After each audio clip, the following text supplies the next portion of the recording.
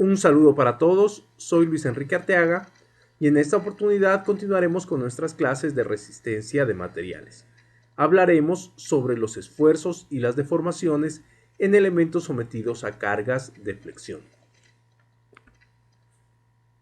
Para iniciar, hablaremos sobre el concepto de flexión pura, que corresponde al comportamiento de los elementos prismáticos sometidos a pares iguales y opuestos M y M', que actúan sobre el mismo plano longitudinal.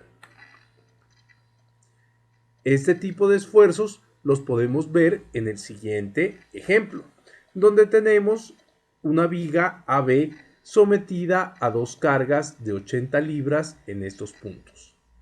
La viga se soporta sobre apoyos en C y D, por lo cual se producen reacciones de igual magnitud, pero sentido contrario a las aplicadas en A y B.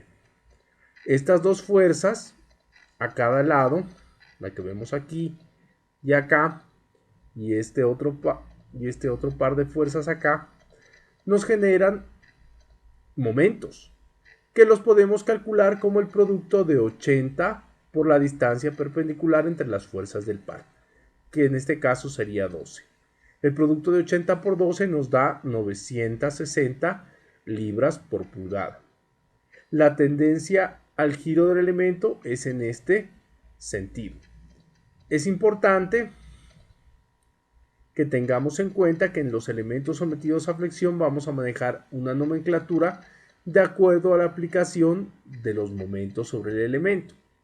De esta forma, cuando tenemos momentos que deforman la viga en este sentido, hablamos de momentos positivos. Cuando la viga se deforma en sentido contrario, pues vamos a tener momentos negativos. Una mnemotecnia para esto podría ser carita feliz, momentos positivos, carita triste, momentos negativos. A pesar de que no son muchas las aplicaciones donde se presentan flexión pura, sus resultados pueden aplicarse también a problemas con cargas excéntricas y transversales, como en el caso de las vigas. Aquí tenemos dos ejemplos de cada caso. El primero corresponde a la carga excéntrica. Observamos que si hacemos el análisis de fuerzas con respecto al eje que contiene a P y P', P igual a P' y no se genera ningún momento. Pero si lo analizamos con respecto al plano C', lo que deberíamos hacer es trasladar la carga P hacia acá, y cuando la trasladamos, esta carga, para que se mantengan las condiciones de equilibrio, nos va a generar un momento M, que es igual al producto de la fuerza por la distancia, 150 por 5 pulgadas, que nos da un valor de 750 libras por pulgada. En este caso, la excentricidad correspondería a las 5 pulgadas, que es la distancia que desplazamos la fuerza con respecto al plano C'. Observemos también que sobre este plano C', se nos van a generar cargas de dos tipos. Una carga normal, en este caso de compresión de 150 libras, y una carga debida al momento de 750 libras por pulgada. Por tratarse de dos cargas, para analizar los esfuerzos sobre esta sección deberemos aplicar el principio de superposición, que nos dice que primero vamos a calcular las deformaciones debidas a la compresión y a estas les vamos a sumar las deformaciones y los esfuerzos debidos al momento. El resultado de esta suma va a ser equivalente a la aplicación simultánea de ambas cargas. Miremos ahora el ejemplo de carga transversal. La manera en la cual se deforma la viga es semejante a la que vimos en el ejemplo anterior, pero únicamente vamos a tener la mitad de la curva. Para estos casos también podemos calcular el efecto del momento sobre la viga. Importante que tengamos en cuenta que en este caso la sección transversal va a estar sometida a diferentes tipos de cargas. En las de la parte superior vamos a tener unas fuerzas que nos generan tensión sobre las fibras del elemento. Por su parte, debido a la forma en que se produce la deformación, las fibras inferiores van a estar sometidas a cargas de compresión. Podríamos decir entonces que en los elementos a flexión se presentan tanto esfuerzos normales de tensión como compresión. Si nosotros analizamos el diagrama de cuerpo libre de una sección de esa barra AB, nos damos cuenta de que en oposición a la fuerza P va a aparecer otra fuerza P'. Como el área de análisis nuestra es paralela a la fuerza, en este caso observamos que se trata de un esfuerzo cortante.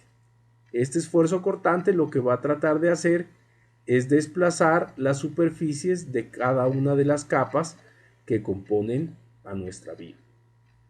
En resumen, un elemento sometido a cargas de flexión va a estar sometido tanto a esfuerzos normales de tensión y compresión como a esfuerzos cortantes a lo largo de su sección transversal.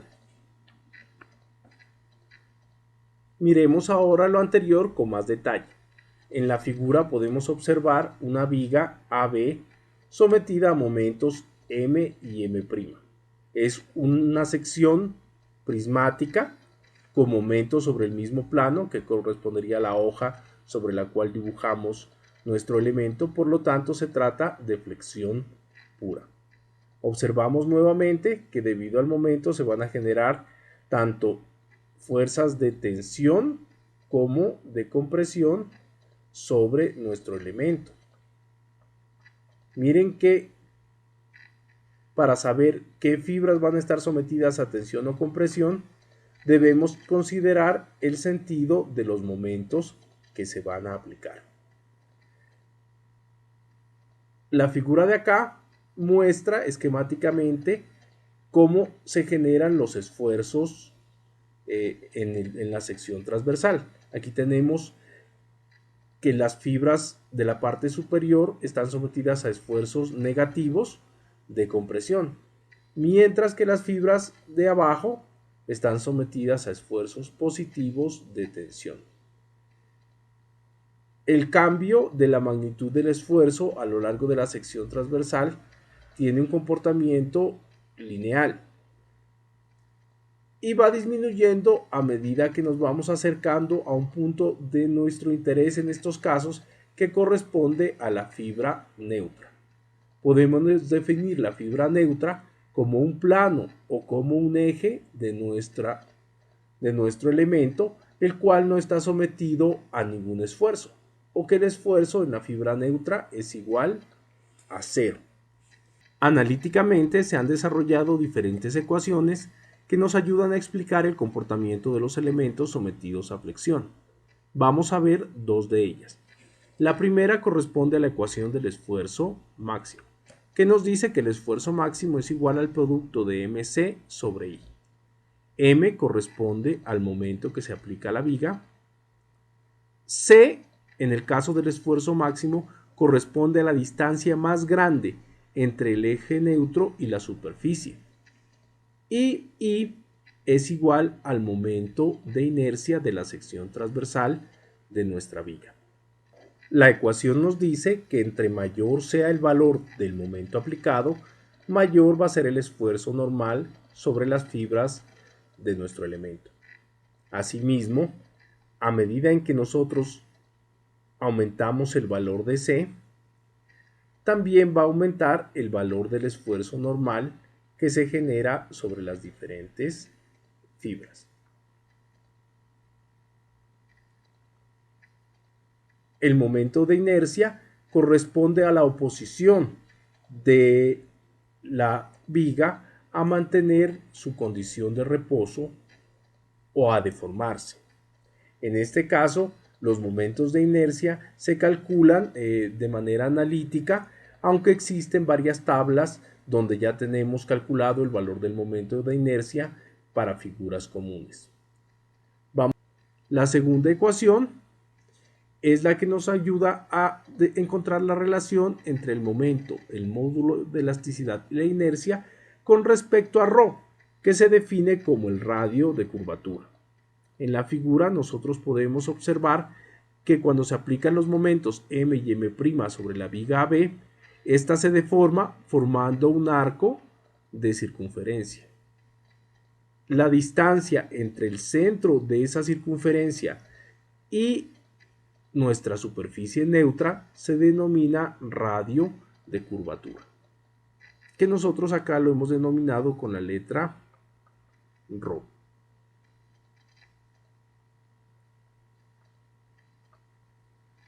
En la imagen podemos apreciar las diferentes ecuaciones que se utilizan para calcular los momentos de inercia de figuras comunes. Todos estos momentos de inercia se calculan con respecto al centroide de la sección transversal. Para el caso de una sección rectangular, por ejemplo, el centroide se ubica en el cruce de la distancia media de la base y la altura de nuestro rectángulo. En el caso de un triángulo, el centroide va a estar ubicado a 1/3 de la base. A partir de estas figuras comunes podemos conformar figuras compuestas. Vamos a ver cómo calcular los momentos de inercia de este tipo de elementos conformados por secciones rectangulares, circulares o por ausencia de ellas, como el caso de un agujero. Importante que tengamos en cuenta que si yo quiero calcular o traslado mi eje con respecto al eje centroidal, el valor de la inercia que yo calcule va a ser diferente. Para eso vamos a aplicar el teorema de Stanley, que lo vamos a ver en otros videos. Sin embargo, desde ya es importante que tengamos en cuenta que la tendencia de este elemento al giro sobre el plano Z va a ser diferente si yo lo analizo con respecto a su eje centroidal o con respecto a cualquier otro eje. A medida que yo aumento la distancia, la tendencia al giro del elemento va a ser mayor. Veamos ahora otra forma de expresar la ecuación del esfuerzo máximo. En muchos ejercicios o en casos donde uno calcula elementos estructurales, se utiliza mucho un concepto denominado el módulo elástico de la sección S, que se define como el valor de la inercia dividido entre la máxima distancia C. Si nosotros sustituimos el valor de S en la ecuación de esfuerzo máximo igual a mc sobre I, vamos a obtener que el esfuerzo máximo es igual al momento sobre el módulo elástico de la sección. Este valor es muy útil debido a que entre más grande sea el valor de S del elemento que nosotros utilicemos, menor va a ser el esfuerzo al que va a estar sometida nuestra viga. Para el caso de vigas rectangulares, el valor de S va a ser igual a I, que para un rectángulo es 1/12 de la base por la altura al cubo, sobre C, que es la distancia desde nuestro centroide a la superficie. Este es el valor de C, donde si cancelamos los términos comunes vamos a obtener que S es igual a 1/6 de A por H. Analicemos este caso de dos vigas que tienen el mismo peso y por consiguiente la misma área transversal. Pero la geometría de esta sección cambia. Una es más ancha y otra es más alargada. Para ambos casos vamos a calcular el valor de S. Entonces llamemos a este el caso A y a este otro el caso B. Para el caso A, S va a ser igual a 1/6 del área, que es 24, por la altura, que es 6. Por lo tanto, S es igual a 24 pulgadas al cubo. Para nuestro caso B, S va a ser igual a 1/6 del área otra vez, que es 24, por la altura, que son 8 pulgadas. Pulgadas cuadradas por pulgadas nos da pulgadas al cubo. Y esto va a ser igual a 32 pulgadas cúbicas. Observemos entonces que a pesar de que tienen la misma área, el valor de S va a cambiar, siendo mayor en la más alargada. ¿Qué nos indica eso? Que la barra o que la viga más alargada de altura 8 pulgadas genera en su superficie menores esfuerzos normales que en el caso de la viga más corta. Para entender mejor esta temática, vamos a analizar dos ejemplos. El primero nos dice que una barra de acero de 0.8 por 2.5 pulgadas se somete a dos pares iguales y opuestos que actúan en el plano vertical de simetría de la barra.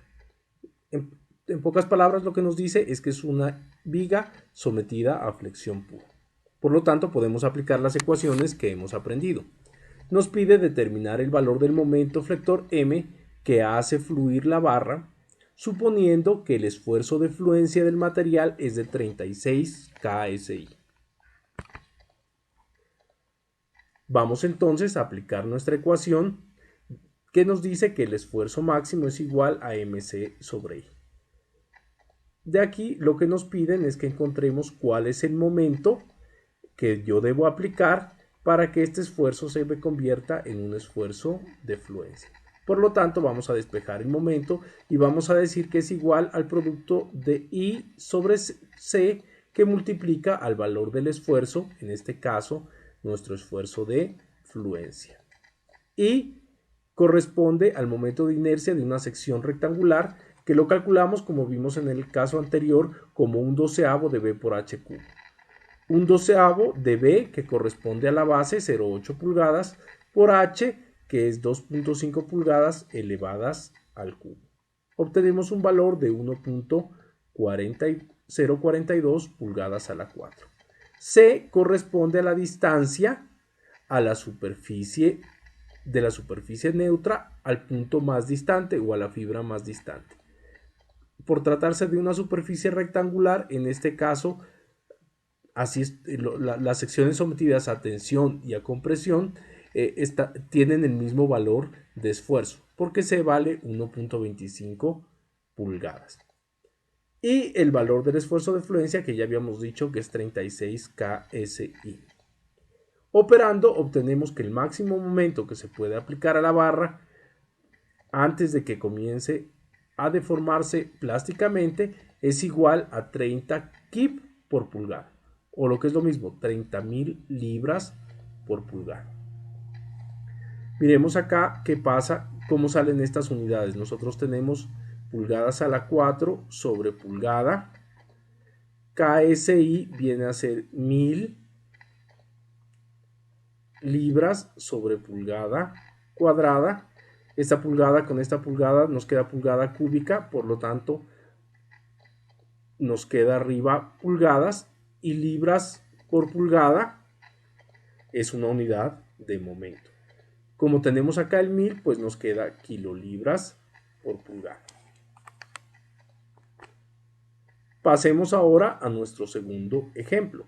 En este caso nos dice que se flexiona una barra circular de aluminio con radio 12 milímetros hasta darle la forma de un arco circular de radio medio R igual a 2.5 metros. Este es el mismo ρ del que hablamos en la parte teórica. Si la cara plana de la barra, que corresponde a esta, se dirige hacia el centro de curvatura, halle los esfuerzos máximos de tensión y compresión de la barra. Aquí miren que el centro de curvatura va a estar por acá. Estos elementos de la barra plana van a estar a compresión y estas fibras de acá van a estar sometidas a tensión.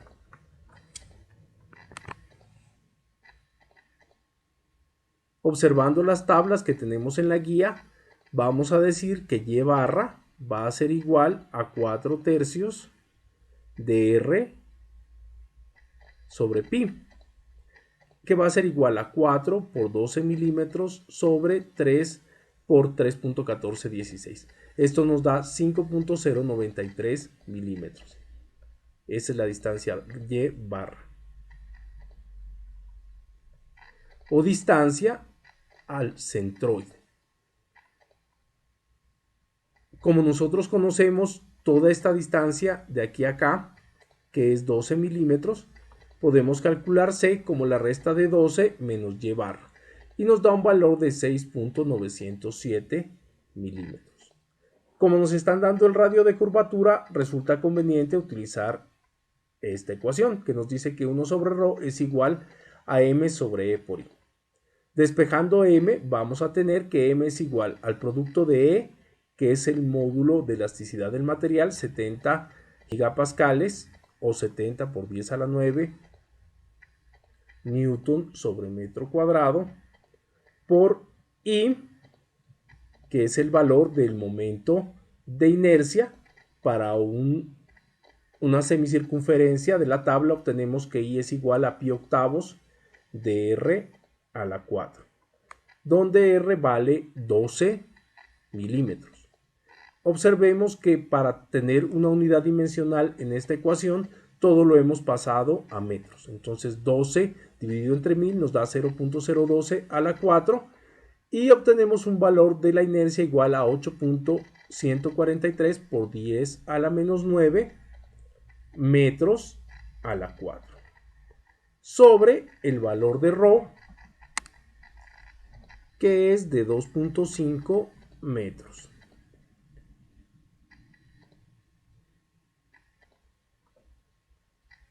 Estos metros, con estos metros de acá, se nos vuelven metros cúbicos y nos cancelan en metros a la 4 y nuevamente el momento nos queda en newton por metro.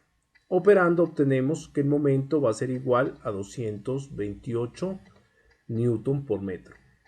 Con este valor ya podemos calcular el esfuerzo máximo aplicando nuestra ecuación de esfuerzo máximo es igual a mc sobre i.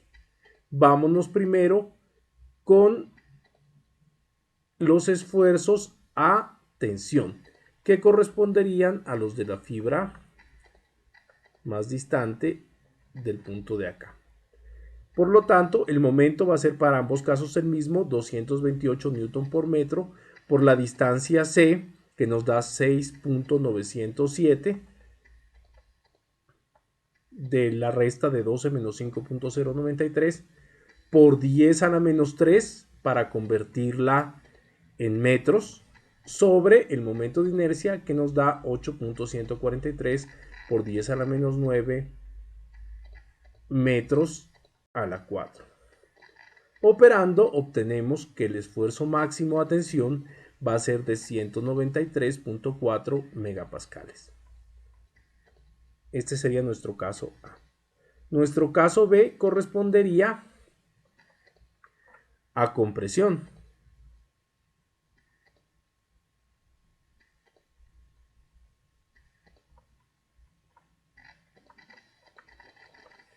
Tenemos entonces que el esfuerzo máximo va a ser igual a m por la distancia, que cambia ahora, es 5.093 por 10 a la menos 3 para convertirlo en metros, sobre 8.143 por 10 a la menos 9 metros a la 4, lo que nos da un valor de menos 142,64 megapascales.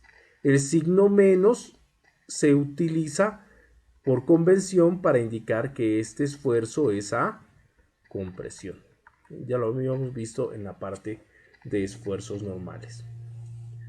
Veamos la unidad dimensional de nuestro ejercicio. El momento viene en newton por metro, C viene en metros e I viene en metros a la 4. Aquí estos 2 metros se nos vuelven metros cuadrados y nos queda newton sobre metro cuadrado, que corresponde a pascal. Los 10 a la menos 6 pues vienen acá, de este 9 que pasa arriba, y 9 menos 3 da 6, nos queda en megapascales. Con esto hemos terminado la explicación de nuestra clase de hoy. Les agradezco muchísimo su atención. Nos vemos en otra oportunidad.